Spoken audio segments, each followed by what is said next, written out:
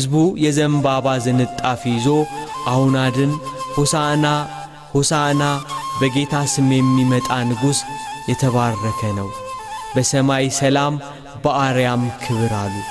እየወደቁ ሰገዱለት በዘንባባ ዝንጣፊ ጨርቃቸውን መሬት እያነጠፉ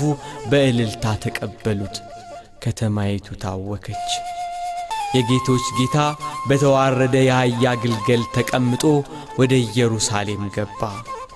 ሕፃናቱ በእግዚአብሔር ስም የሚመጣ ብሩክ ነው